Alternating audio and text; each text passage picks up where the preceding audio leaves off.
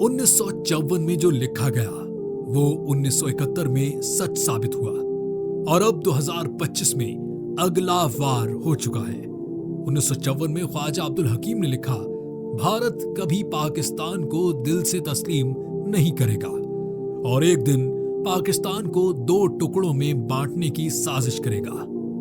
अफसोस, ये कोई कयास नहीं था, ये पेशनगोई थी जो 1971 में बांग्लादेश बनने के साथ सच हो गई। लेकिन कहानी यहीं खत्म नहीं हुई। भारत अब भी बाज नहीं आया, बल्कि 2025 में एक और हमले से इस नक्शे के अगले हिस्से को मुकम्मल करने आया है। उसने पहले हमारे दरिया छीने, फिर मईशत को निशाना बनाया और अब बराह रास्त वार कर रहा है।